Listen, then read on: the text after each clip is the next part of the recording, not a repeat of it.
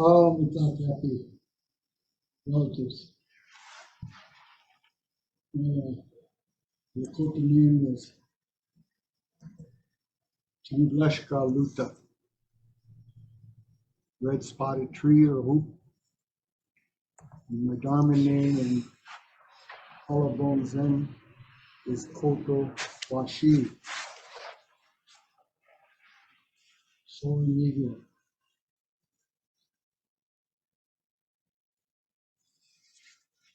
These two important heritages are woven in together in my life.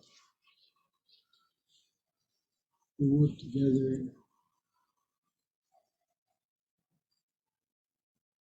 in the most profound ways.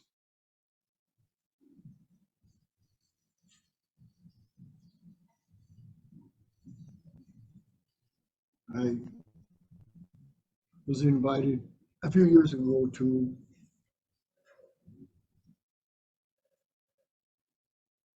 let me back up a little further. I also met some Mankind Project people, and we had gatherings here on the Pine Ridge Reservation when we lived on a farm. And we have a lot of doubt about people coming onto the reservation even today. Today, the churches are being questioned why they're here on the reservation. When we hear things like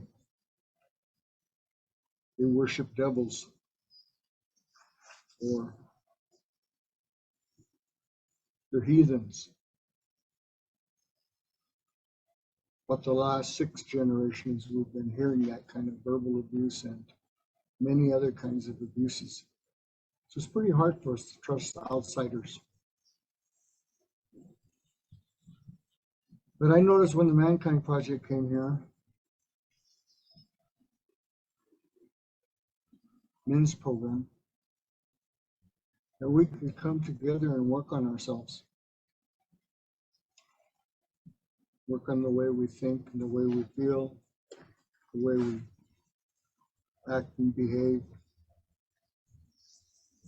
And I never heard of anybody in the Mankind Project wanting to make me something that I am not. It's the same thing as the collarbone Zen, trying to make me something that I'm not. Many institutions try to make us something that we're not. And it's never worked. The government and the churches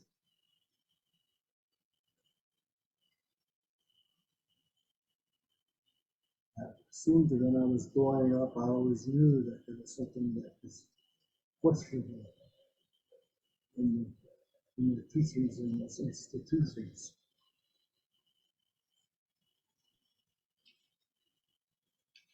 And they are still questionable. But only the difference is like the people on the Mankind Project accepted and encouraged me to be who I am. I'm a Koto.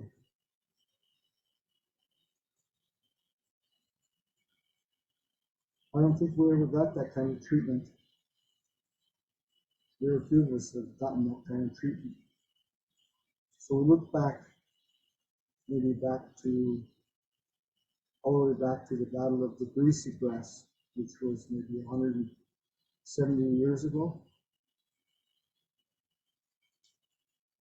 We couldn't trust the government or the churches. And those 2 institutions were the ones that abused our people, stepped on our people. I felt I had some allies that were non-Indians, unorganized people of allies who could help me become who I really am, and supported me on my road to, I guess you might say, recovery from the South Side abuse. My parents were boarding school products, and both my parents were orphans. We met at St. Francis Indian School. And when they got together, they wanted to have a family. They wanted to have a, but they were ignorant in a lot of ways as far as what a family is. They did the best they could. To this day, I'm very thankful with all the obstacles and all the abuse. They did a fine job. So I'm so thankful for that, my parents. I'm so thankful for Mankind Project. And one of the offshoots of the Mankind Project was a Zen retreat, and I was invited to one of those. And as I continued to sharpen my skills and skills offered by the Mankind Project and the, oh, incidentally, this is a talking stick, and I can do whatever I want with it.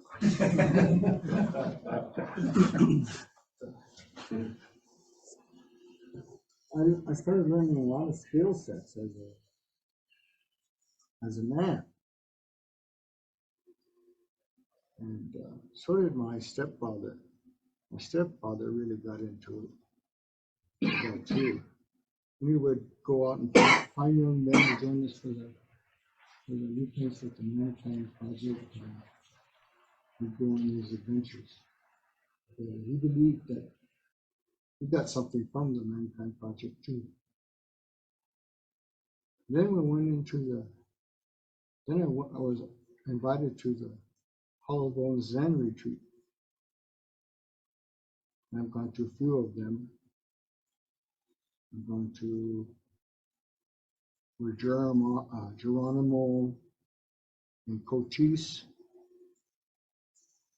lived down in the lower part of Arizona in the desert, where we had a Zen retreat. And that wouldn't have been wonderful if the Hollow Bone Zen people would have been there when those people were going through their annihilation and suffering. And we came home. Anyway, I got to go in that desert and find strength in myself to come on home. But it appeared to me that there was a lot of places in this country that are a lot of tribes where they're exterminated or tried to make them into something that they're not. Right now, there's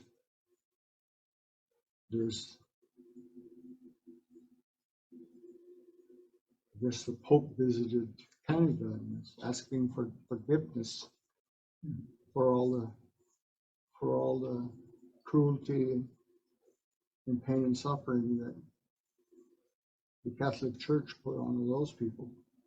Same for our people too. Here on the Pine Ridge Reservation, we have 9 reservations in South Dakota, and some of our people are up in Canada. And after the wars in the 1800s, some of our people escaped up into Canada. So we have some of our people in different locations in Canada to this day, especially after Sitting Bull was assassinated, Crazy Horse was assassinated. It went to the extreme like that. And here I sit at the All Nations Gathering Center on the Pine Ridge Reservation. And after about 7 years, 8 years with the Mankind Project, we ourselves decided to make a place for where we could gather. And over the last 3 years, we've been wanting to gather with the Hollow Bone Zen, but because of the COVID, we couldn't do that. And we saw this facility here and been working on it for about 5 years, trying to make that happen. Today, we finally made it happen.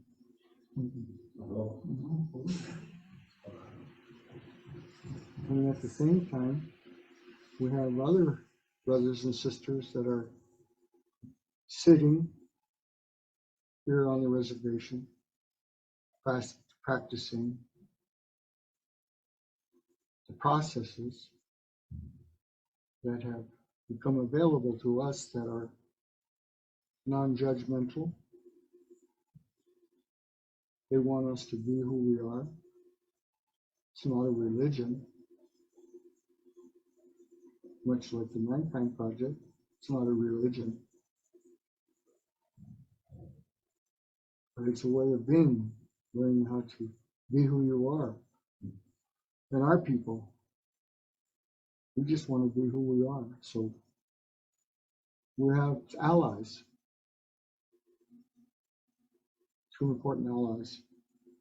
And our allies are stepping into our territory, giving us this kind of support. Many of us are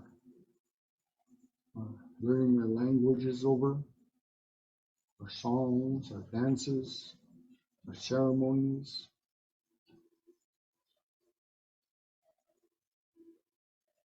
Without having to hide. We're out in the open now. So it's a pleasure to sit with Hollow Bone Zen people for the first time here today, here on the reservation. And I trust all of these men and women that are here today.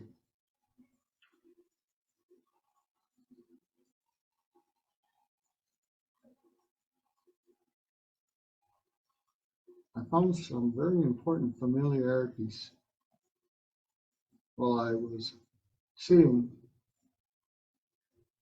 at these different places where we gather like this, Zendo. I said the Buddha, in fact, there's a Buddha here made out of stone. They told me the Buddha, this Buddha here is a stone. And that we're like the Buddha too, each one of us. I've seen these. And I thought, we Lakotas, we have our own Buddhas too. Like, I notice we have these stones all around us. And then I've seen different medicine people have those Buddhas. We would call them Dugas or Eons. We would call them. The Dugas are the very first ones in the universe.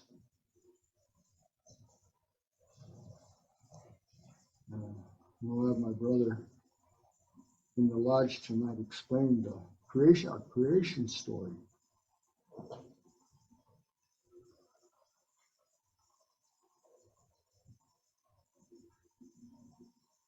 He'll bring it up to how the earth was formed, the stars in the sky.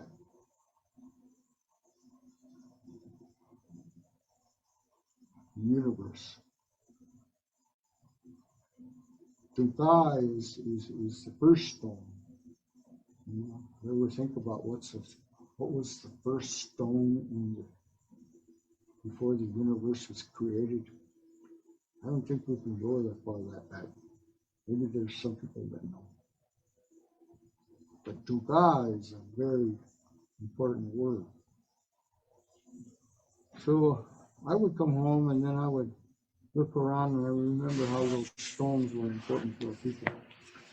Still are.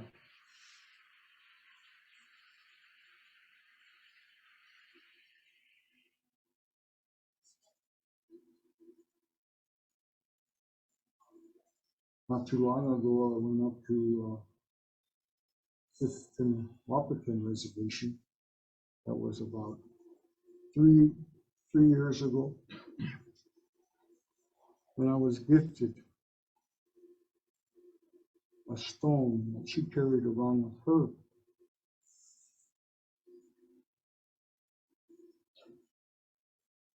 And it was gifted to me. She said, I'm done traveling, and handed me the stone. You're still traveling, Dallas.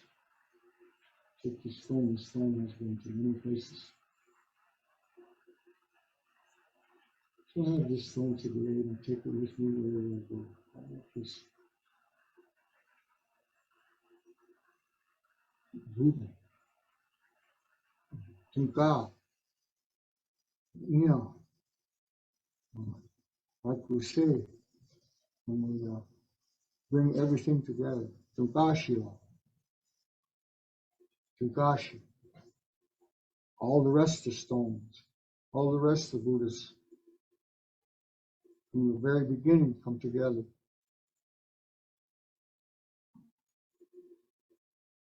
Tugashi. You know, I'm talking about that. The stone that you have, that I have.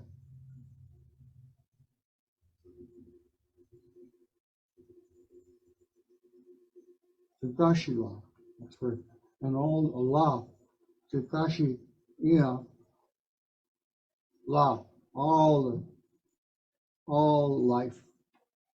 Rooted, four-legged, winged, air, fire, water, all of them. So the relatives a long time ago, they knew about these things. And now we find bits and pieces in my life where I can bring them together and try to keep them alive, bring them out. A lot of our teachings went underground, but they're out in the open now. Some things, they're not out in the open yet in our culture. But we're bringing all these pieces together and that's important to us. Because maybe we're going to have the strength to overcome some of the problems we face today with ourselves and our homes and our communities and even the country and the world. Maybe we can grow strong enough to play our part. A lot of our teachings were destroyed, but we're putting these skills and those teachings together so it can benefit future generations. So we have our allies here helping us out.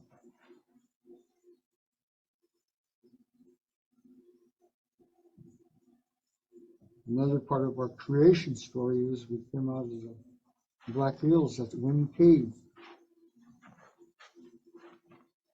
One of my brothers is up there now giving presentations at the Wind Cave. That was one of the places on this Turtle Island that, but then there's other places on the Turtle Island too, for other tribes where they came from. But they always thought that they came from the Mother Earth, and that's where we'll return to.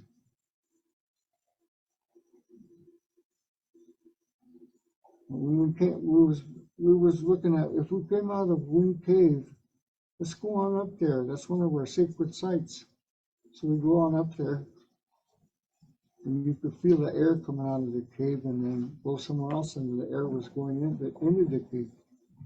It's like the Mother Earth was breathing. And we came out of the womb of the Mother Earth. And I wonder what happens when those first people came from the Mother Earth, what they said. Did they sit around like this, like we do today, and say, where did we come from? Why are we here?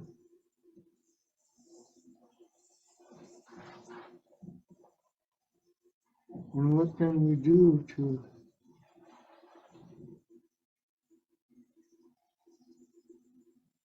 have relationship? What did we come with? Well, we came with four things: brain, body, heart, and spirit. So they discussed that, and they said, which one was the most important? We said it was the spirit that was most important. So how can we put a way of life together where our spirit is the leader of who we are? And the more we know about that, the more we're going to see each other as a spirit too.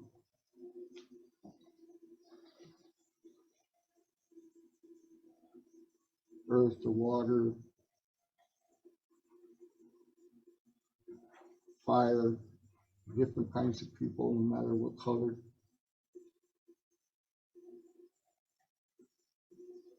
Young people, old people. Now, some people might not believe that they're a spirit too, so it makes it kind of difficult if we can't exchange on that level. But that's another reason why the holograms among the Zen people, they know how to work with all people too. They have some teachings where they have some enormous amount of compassion. No matter what problems you have,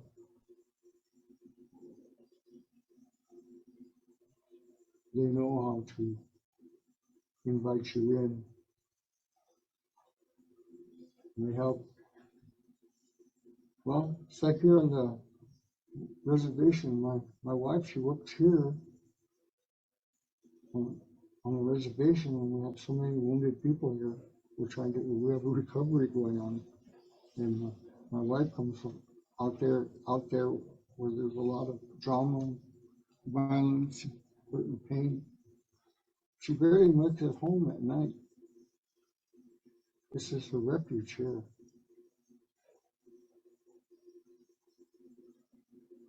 But there's a lot of people out there that are trying to do the best they can and learn how to have dialogue, spiritual dialogues, when this madness is going on. And it seems to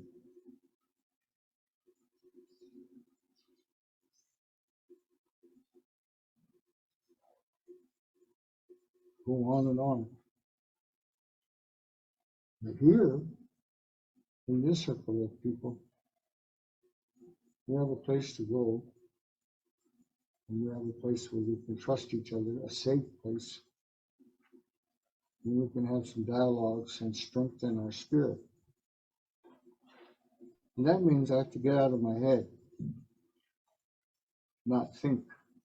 That means I have to get out of my drama, all the drama and all the head trips that I've gotten in my life. I have to somehow manage that and not let my head manage me or my emotions manage me or my body manage me.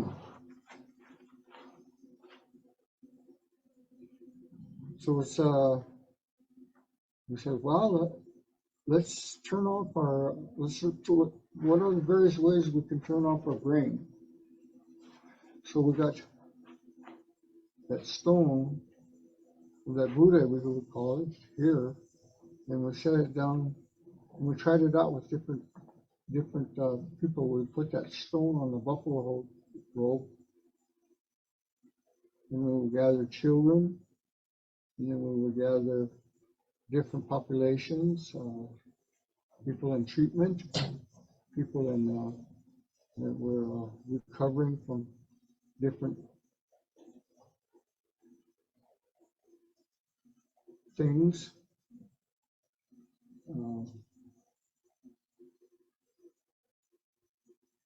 College students, elders. I'll give you a couple examples. Sure. We used that stone down in Rosebud. We took it on over to Rosebud Elementary, and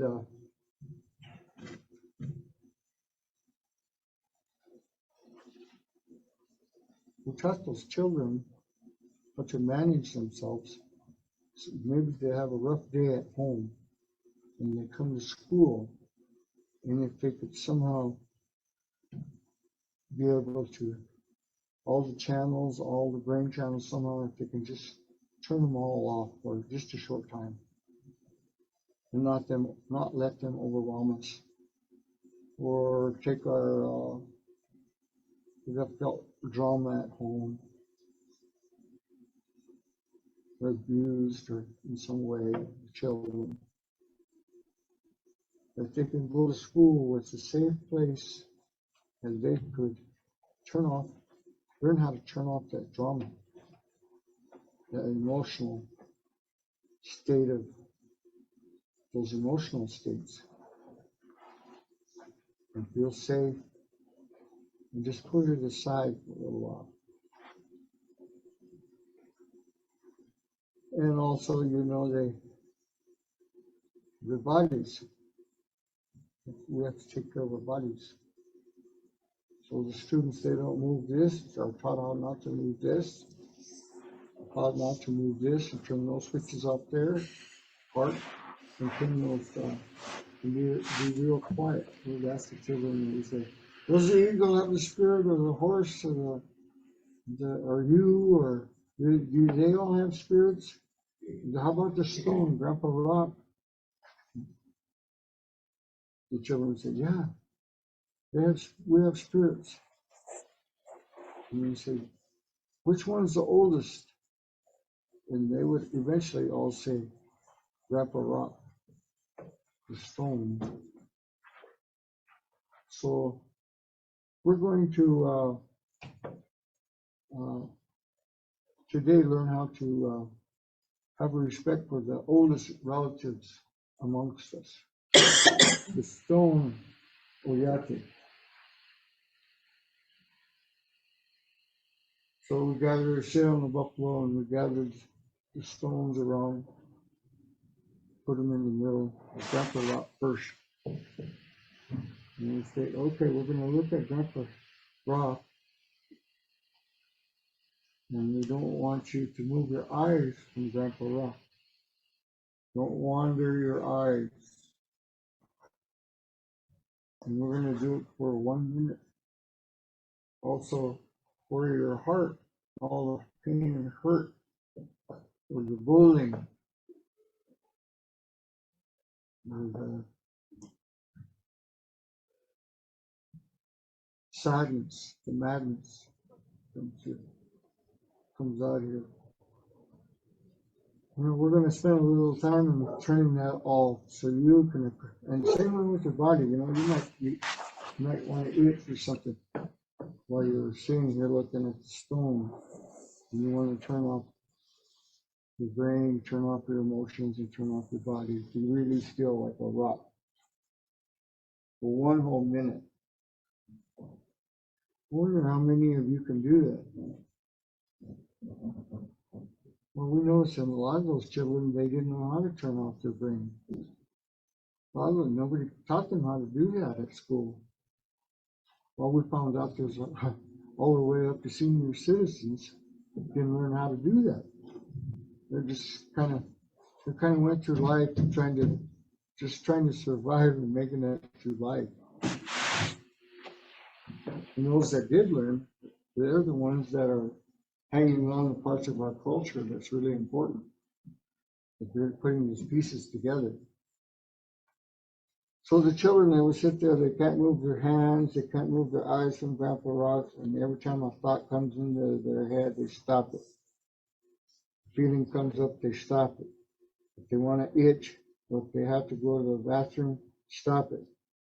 If their toe wants to move, or their head wants to move, stop it.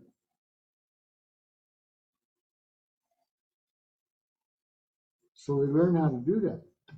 And then you say, well, how do you feel after that 1 minute? And you hear a first grader over here sitting by me says, when would you use this exercise? The first grader right next to me says, when I lose my pet. First grader saying, I'd like to use this exercise when I lose my pet.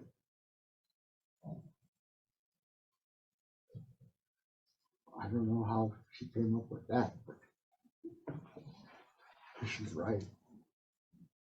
Maybe she's still some of that's coming from the spiritual world. She was born. So I asked another, they had their hand up to a boy over here. He says, when you're mad? Yeah, works there too.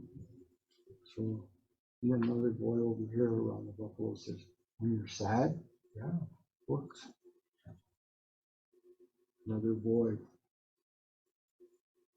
So we just want to introduce something so that we don't have to practice it, or we think in ideations like suicide or big problems that we have. Yeah, but we have like a suicide attempt every week here on this station. And someday that's succeeding. So we teach people that there's another way out of it. Some of our people, had take alcohol, have learned how to be violent, done things like that. And that is really bad too. I have a friend over there in Sioux City that uses this phone in the past with women that have been on that. College students, they said, we did it there, and the guy said, well, gee, I know where I can go when I have anger. I can manage my anger. I could learn how to do this. So we asked those students, or all the populations, after that 1 minute exercise, how do you feel? Over here, every time, I feel calm. I feel peaceful. I feel like I don't have no problems. I feel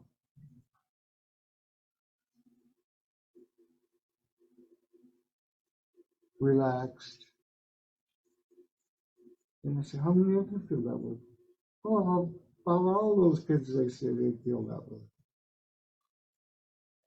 So over there at the school, the principal had an idea. Maybe we could increase our math tests in the school, and we could practice this before we take our math tests to see how much they learn throughout the year. They have to do this, I think, from the 3rd grade up to the 6th grade. And so before the test, we would say, today we're going to ask our spirit to help us go through the math test. And we're going to turn off the, what do you think about math? Those tests that take a couple of days. Boring, very stressful. Okay, well, we're going to turn those channels off. and we're going to, the stress channel comes on, or the boring channel comes on, or some more other distracted channel comes on, we're going to ask our spirit to just let it go. So we did our first group this last year, and we'll see if that helped them increase their scores. Now they're really just regurgitating, what they were supposed to have learned at school. But if they can enter that in the math test, maybe they can really go through. And every time something gets in the way, they know how to remove it and keep going and not give up. So we'll be interested in their scores next year. Fifth grader, he says, he took one, he went and got him a stone afterward, and he said, I'm gonna take this home and put it in my bedroom. I gotta have this with me. So he put it in his bedroom, and right away, that week that we were there, he, of course, he has this haggling fight with his dad all the time. A lot of the time, they're just stuck. They don't know how to get beyond that. And it's always about something. And it just upset him so much. He'd even come to school upset, and the other students said, yeah, he does. Well, he said, the next time I have an argument with my dad, I'm going to go over there and sit in the garage. So he said that to himself. So that night, about chores or his homework, and he says, I just want to take a little bit of time out, Dad. I want to go to my room. So, okay. We went to his room and he sat with his stone for a couple minutes, and then came back downstairs and walked by his dad. So I'm gonna do my chores now. I'm gonna do my homework. He walked on by, just kind of happy. His dad was thinking, let's get into that guy. What did he do? After he's done his homework and his chores, he came back through again. He says, I had a good time doing my homework and my chores. The other students were sitting around, and basically that's what we're learning here. We're on a Zendo here is to remove those distractions and just get to the spirit of things and make sure our spirit is going to move like it should be moving. And we're all learning these skills and getting to do that. Well, that boy, he sure learned some very powerful skills. And he took me to the side. He says, Dallas, you think I could tell you a story about what happened to me and my dad? I said, would you be able to talk that story with the students? He said, yeah, I could do that. So he did. So even if they have one taste of an alternative way and finding a place inside themselves to go to find a solution to our problems, then and it's right here, right inside. We call that special place in Nagiri. And we could feed that Nagiri, make it be the leader wherever we go. So, I'm really lucky I get to go out to Zen retreats and make my spirit stronger and help me deal with, some of the things I've been carrying around in my head or on my heart or heavy on my heart. Or other things that I feel grief about and what I can do to let it go. These two old timers, they showed me too. these old timers, they had their regalia on, and they were at a Washi powwow. And they came up to me and he says, Dallas, we heard you know something about stones, about the rocks. He says, you could do it in 1 minute. Did you teach me and my wife? I said, yeah. We'll go get a stone and maybe we could go down that hallway down there at the end. So we went down there at the hallway at the end. And so I did the same thing I do with the kids. And I noticed that their eyes were clouding up as we were doing it. And then they thanked me. And they said, well, we're going to go dance. He said, are you going to go in there? I said, yeah, I'll be up there in the bleachers. And I walked with them over there, and they went in there. And they said, could you watch us? Yeah. Okay, so I went up there. I got a high place in bleachers, and I was watching out there. And I remember some other good things that happened when I went to sit in the bleachers. As one of the fans, one of the spectators, and the relatives. So I went up there, and they were normally the men go one way and the women go another way, but sometimes the men and women go together. And this was one of those rare occasions because that's what they did. They went side by side and they were dancing around the arena. I was watching them,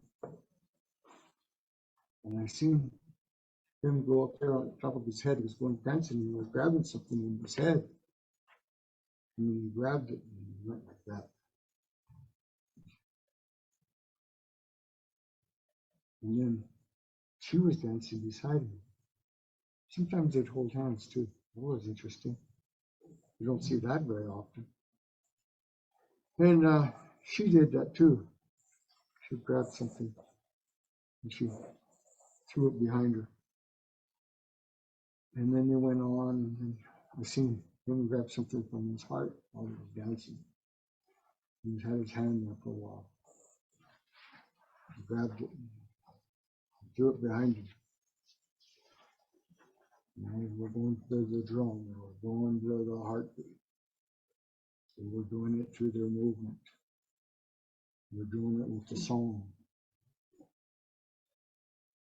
And then I seen her do it. Grab her heart, throw it behind her. And I could hear them conversing. I saw them. And then I seen him grab something in his knee and bend down and grab something there and then throw it behind him. And then she would do it too and grab their elbow, throw it behind him. So they were letting go of some things that they were carrying around in their brain and things that were carrying around in their hearts that was heavy on them, you know. And that's what they were dealing with, the physical problems too, recognizing them and knowing that they want their spirit to just let it go now, put it behind them, move forward. So then I seen their faces that were real shiny, as it was going around. Pretty soon my face got shiny too. As I was watching them, I said, it must be what those old time dances were all about. Not letting things weigh you down. Get lighten up, get lighter. And that's basically how I feel when I go home here. From this retreat, I'm gonna go home and I'm gonna feel a lot lighter. I'm gonna go home and I'm gonna feel somewhat stronger. I could maybe do more work. I noticed right away when I got here, I've been working like a dog up to the time we have this retreat. Sun up to sun down. I know everything's gonna go my way. But I honestly was losing a lot of sleep. Week, but the first day of our retreat here, there was that spiritual strength that was taking charge. It was moving through that physical pain, suffering, moving through that mental, training my mind how to just remove those things in your mind that get in the way of your performance. We have other dances too. The sun dance. That we go there and we do the same thing. Because I think one of the things that Drupal says, he says, now is pain and suffering is a choice. Or being mad or mean, that's a choice to someone. And it has consequences that aren't good. So if we go to the Sundance, if we go there and then we have to pull out of here, I went over there and seen all the pain and suffering that was going on over there. But I also seen the strength out there of some of the dancers. Like they must have, whenever that body or that mind is saying that it's not very conducive to why they're there.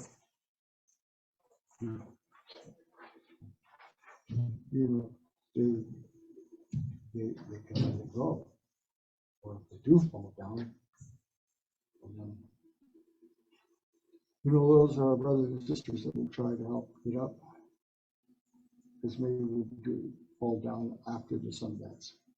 And we'll go back to the alcohol and drugs and things like that. So we open up this Zendo here, this time here. This is a very glorious day where we can do that. And now we can have other times. We have other groups out there that are practicing these ways in our culture, and they know that the power of the Buddhas. They know that the Buddhas have power. And we know that our stones have power. They're going to bring them in tonight. We're going to get them ready. The stones ready. And we're going to get ready.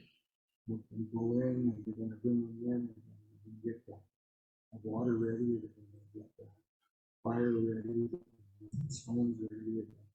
Or we get ready too. And we're going to go in there. So we have to learn different ways and so that we don't cause ourselves misery and suffering. Just little tricks to it.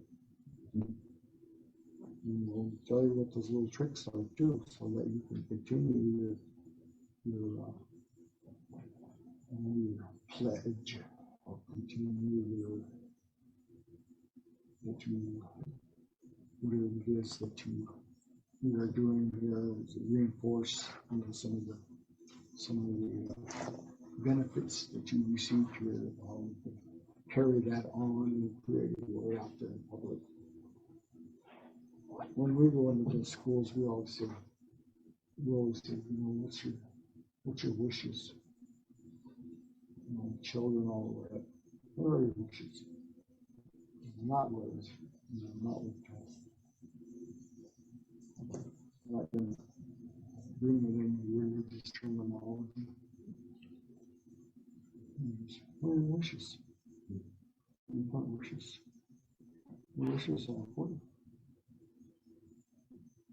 Does somebody know you got wishes?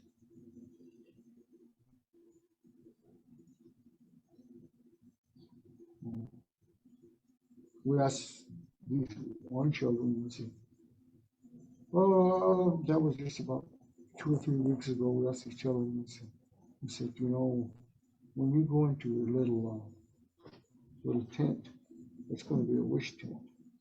They have to build a little sweat lodge out of the hoops. And then we cover it up, and we're the only one in there.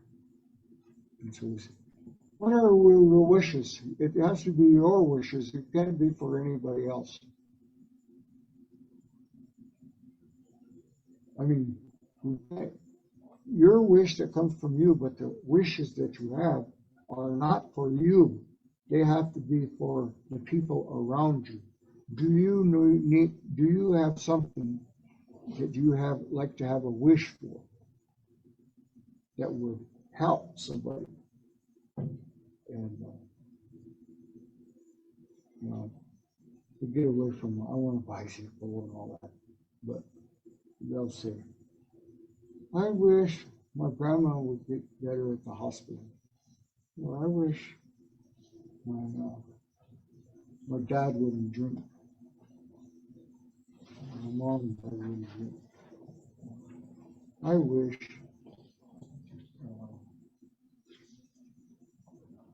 people would believe me. Those are pretty good wishes.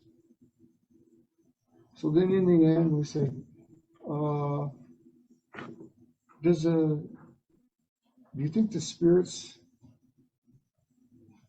or you think the person that's bullying you's spirit is alive? No. Is there, do you think when somebody calls you bad names, you think you're using their spirit? You think the spirit's doing that? You say no. You think when you're insulting somebody or making fun of somebody and you're trying to cause some pain and suffering, you think that's a spirit? No.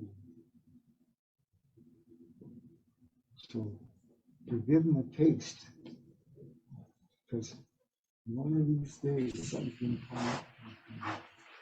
It can be maybe a life and death situation. And they're going to be able to go call upon their spirit to be the leader in that event. Well, I wrote this up one day, the Junko, about 4 or 5 pages. I wrote this up on Junko, I think it was at the Black Forest in California. It's a Junko. I always think about this. We took it for a day or two. Rebecca said it was perfect.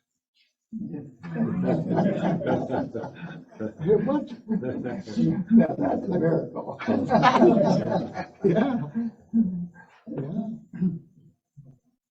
So, I think we can all do that.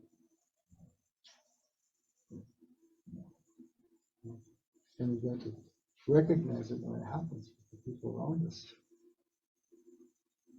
And we're close to that.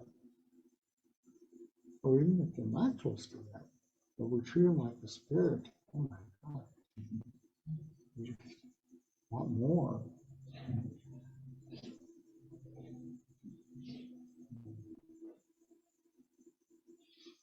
So much you do there. Boyfriend or girlfriend, you have to say, well, what's that speaking? Is that your spirit speaking in that way? You want to have you're telling me you want to have a relationship, and you want it to be a spiritual relationship, or are you just in it for the physical testosterone body gain? You just want to get that instant gratification. Is that the spirit doing that? I don't know. Let's put things into perspective with those college students and stuff. They're all over that. They're high school students too. So, we have to learn how to manage ourselves, and I believe this is what we need to do. We need to go out there, put things together for all those people out there.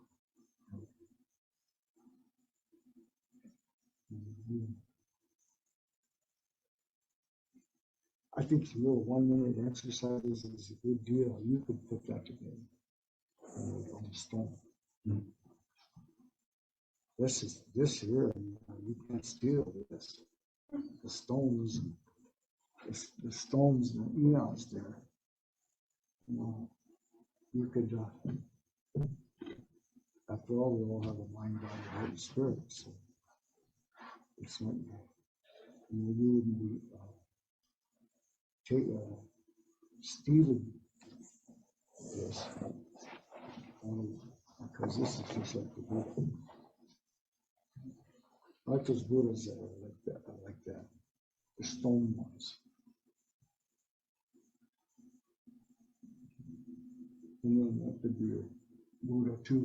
That big round one that I got there, out there came from the penitentiary out there in California. Went out there to the Mankind Project and we did some retreats in there. And afterward, we went down to take a picture of a sign, Folsom Prison. We found Folsom Prison. All the guys.